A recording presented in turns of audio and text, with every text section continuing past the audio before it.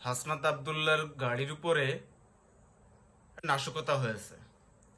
এই নাশকতায় হাসনাত আব্দুল্লাহর খুব বেশি ক্ষতি না হলেও হাতে সামান্য লেগেছে এবং উনি সামান্য জখম হয়েছেন।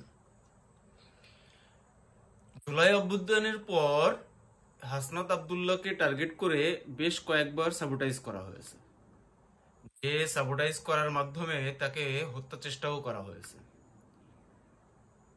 দেখুন, এই ছেলেটা প্রথমে ছিল ছাত্র নেতা, পরে এনসিপির মুখ্য সমন্বয়ক বা কেন্দ্রীয় নেতা। বর্তমানে হাসনাত আব্দুল্লাহর পরে যে ধরনের নাশকতা করা হচ্ছে, এই নাশকতার মাধ্যমে তাকে জাতীয় নেতায় রূপান্তর করা হচ্ছে এবং রাজনীতিতে তাকে কেন্দ্রের দিকে ঠেলে দেওয়া হচ্ছে। এই নাশকতা, তার উপরে যে নাশকতাগুলো হচ্ছে, এগুলো আসলে কারা করতেছে এই নাশকতাগুলা, এগুলা যদি আমরা একটু সূক্ষ্মভাবে লক্ষ্য করি তাহলেই খুব ভালোভাবে বুঝতে পারবো এই নাশকতার পিছনে কাদের হাত রয়েছে। দেখুন, খুব রিসেন্টলি ঘটে যাওয়া এই নাশকতার পিছনে ছাত্রলীগের সাবেক নেতা এবং গাজীপুরের সাধারণ সম্পাদক নাসরিমুল্লাহর নাম এসেছে। এর আগে গাজীপুরের সাবেক মেয়র এবং গাজীপুরের সাবেক মুক্তিযুদ্ধ বিষয়ক মন্ত্রী মোজাম্মেল কিছু ঘটনা ঘটাইছে, যে ঘটনাগুলোর মাধ্যমে মানুষ খুব ক্লিয়ার মেসেজ পেয়েছে এই যে ছাত্র নেতাদের উপরে যে ধরনের সাবোটাইজ করা হচ্ছে, এগুলো মূলত বাংলাদেশ আওয়ামী লীগের নেতাকর্মীদের মাধ্যমেই হচ্ছে। এই যে নাশকতাগুলো করা হচ্ছে, ছাত্র নেতাদের উপরে হামলা করা হচ্ছে, এতে আসলে বাংলাদেশ আওয়ামী লীগের প্রাপ্তিটা কি বা লক্ষ্যটা কি?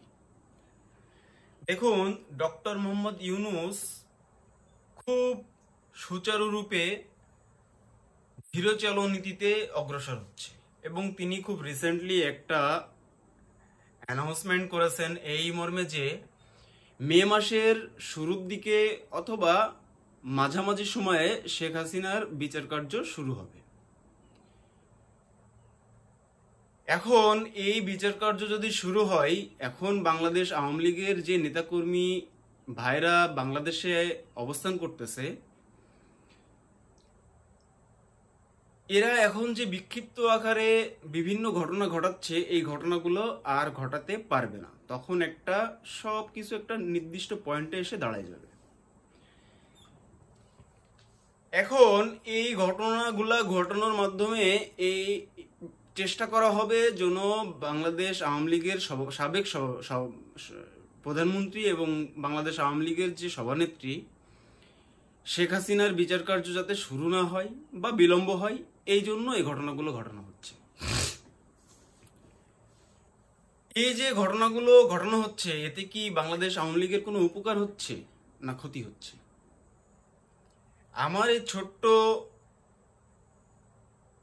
মাথায় যেটা আসে সেটা হচ্ছে বাংলাদেশ আওয়ামী লীগের প্রচুর ক্ষতি হচ্ছে।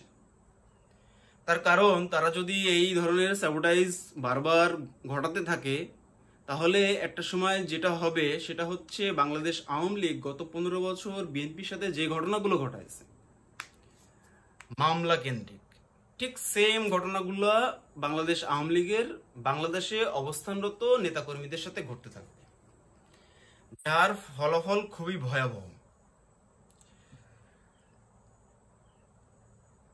হাসনাত আব্দুল্লাহর উপরে হামলা হয়েছে, খুব বেশি ক্ষয়ক্ষতি হয়নি, কিন্তু এই হামলা কি বন্ধ হয়ে যাবে?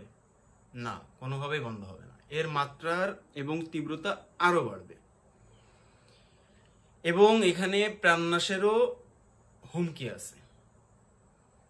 বর্তমান সরকার যদি এখনই ছাত্র নেতাদেরকে প্রোটেক্ট না করে, তাহলে বড় ধরনের দুর্ঘটনা ঘটে যেতে পারে। আর বড় ধরনের দুর্ঘটনা ঘটে গেলে ডক্টর মোহাম্মদ ইউনূসের সরকার একটু চাপে পড়বে, কিন্তু যারা এই ঘটনাগুলো ঘটাবে তারা কোনোভাবেই লাভবান হবে না, বরং ক্ষতিগ্রস্ত হবে। হাসনাত আব্দুল্লাহ মূলত খুবই সাহসী এবং প্রথম থেকেই নেতৃত্বের কেন্দ্রবিন্দু, এবং বাংলাদেশের মানুষের নজর এখন হাসনাত আব্দুল্লাহর দিকে। হাসনাত আব্দুল্লাহকে যতবার নাশকতা করা হবে তার উপরে, ততই তার জনপ্রিয়তা বাড়বে এবং সে রাজনীতির কেন্দ্রে পৌঁছে যাবে।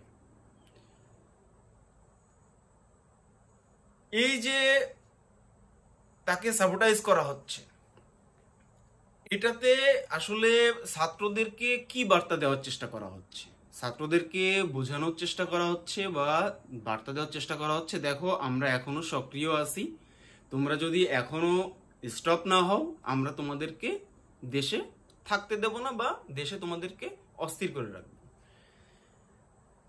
যার প্রমাণ গাজীপুরের সাবেক মেয়র কিছুদিন আগে একটা অডিও ক্লিপ ভাইরাল করেছিল, যেখানে সে বলেছিল যে আমরা যদি ঢাকায় থাকতে না পারি তাহলে ঢাকাবাসীকে আমরা রাত্রে শান্তিতে ঘুমাতে দিব না। দেখেন, আওয়ামী লীগের ভাই ও বোনেরা যারা বাংলাদেশে অবস্থান করতেছেন, আপনাদের নেতাকর্মীরা কিন্তু সব দেশের বাইরে।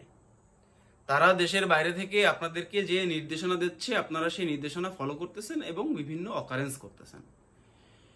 এই ঘটনাগুলো ঘটায় আপনারা বিন্দুমাত্র কোনো সফলতা অর্জন করতে পারবেন না, বরঞ্চ ক্ষতিগ্রস্ত হবেন। ওই যে কিছুক্ষণ আগে বললাম, বিএনপিকে 15 বছর যে পরিমাণ হয়রানি করা হয়েছে, হামলা মামলা এবং গ্রেপ্তার করা হয়েছে, তাদেরকে জেল খাটানো হয়েছে, এই ঘটনাগুলো যদি আপনারা নিয়মিত ঘটাতে থাকেন তাহলে আপনাদের পরিস্থিতির সামনে ঠিক একই ধরনের পরিস্থিতি অপেক্ষা করতেছে। তাহলে আপনাদের কি করা উচিত? দেখেন, আমার ব্যক্তিগত মত, আপনারা জামাত ইসলামকে ফলো করতে পারেন। 2014 সালের পরে জামাত ইসলাম টোটালি সাইলেন্ট হয়ে গেছিল এবং বাংলাদেশে যে জামাত ইসলামের উপস্থিতি আছে এবং রাজনীতিতে তারা যে সক্রিয়, এটা বোঝার কোনো উপায় ছিল না। কিন্তু জুলাই অভ্যুত্থানের শেষের দিকে দেখা গেল যে জুলাই অভ্যুত্থানের যে নেতৃত্ব এসেছে তার সিংহভাগই নেতৃত্ব ছিল শিবিরের ছেলেপেলে এবং জামাতের নেতাকর্মীরা, কিন্তু তারা খুবই নীরবে নিভৃতে কাজগুলো করে গেছে। তো বাংলাদেশ আওয়ামী লীগের প্রতি আমার পরামর্শ, আপনারা একটু ঠান্ডা হন, চুপচাপ হয়ে যান, অপেক্ষা করুন বাংলাদেশের পরবর্তী প্রেক্ষাপট কি হয়। সেই প্রেক্ষাপট অনুযায়ী আপনাদের বর্তমান কার্যাবলী কি হইতে পারে, কর্মপন্থা কি হইতে পারে, এগুলা রিঅ্যারেঞ্জ করেন। কি কি ভুল ত্রুটি ছিল আপনাদের গত 16 বছরে, সেই ভুল ত্রুটিগুলোকে শুধরানোর চেষ্টা করেন এবং এই মর্মে আবার রাজনীতিতে ফিরে আসার চেষ্টা করেন। যদিও আপনাদের রাজনীতিতে ফিরে আসার সম্ভাবনা আমি খুবই কম দেখতেছি। যাই হোক, সবাই ভালো থাকবেন।